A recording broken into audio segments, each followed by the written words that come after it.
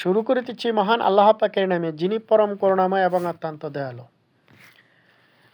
White house এবং যে শান্তিরক্ষা বাহিনীর যে অর্থনীতি বিভাগ বলেছে যে অর্থের অভাবে তারা শান্তিরক্ষী বাহিনী আর চালাতে পারছে না।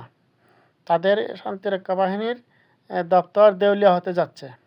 এটা অবশ্যই নিঃসন্দেহ, এটা একটা সন্দেহ, এটা নিশ্চয়ই এটা একটা চক্রান্ত। কিন্তু এটার উদ্দেশ্য হচ্ছে এটাই যে শান্তিরক্ষা মিশনের দোহাই দিয়ে বাংলাদেশের সেনাবাহিনীকে সরকারের বিরুদ্ধে দাঁড় করা হয়েছে এবং করা হয়েছে মেটিকুলাস ডিজাইনে একটা রেজিমেন্ট চেঞ্জ করানোর জন্য শান্তিরক্ষা বাহিনীকে ব্যবহার করেছে এবং বাংলাদেশ সেনাবাহিনীকে ধোঁকা দিয়েছে। এটা সেনাপ্রধানরা বুঝতে পারে নাই,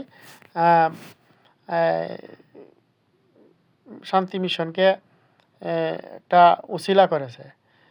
এই জন্য তারা সরকারের বিরুদ্ধে প্রতিবাদ করেছে। তারা রেজিমেন্ট চেঞ্জের প্রক্রিয়া পথে হাঁটছে। এই জন্য সরকার পরিবর্তন হয়েছে।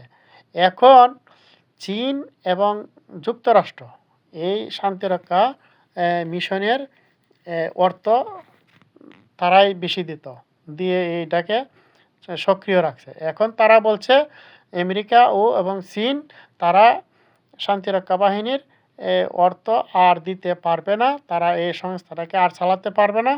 এই জন্য যারা নতুন শান্তিরক্ষা মিশনে যারা নতুন সেনা যাইতো, এই কর্মী নিয়োগ বন্ধ রেখেছে এবং এমনকি পুরানো যারা শান্তি মিশনে ছিল তাদেরকেও যার দেশে প্রত্যাবর্তন করতে হবে।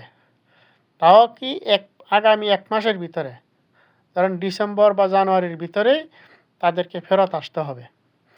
এটা একটা চক্রান্ত, এটা সূক্ষ্ম চক্রান্ত। দোহাই দিয়েও আর রক্ষা করতে পারল না। সেনাবাহিনী সরকারের বিরুদ্ধে যাইও শান্তি মিশনের এই নিয়োগের এটাকে আর ধরে রাখতে পারল না।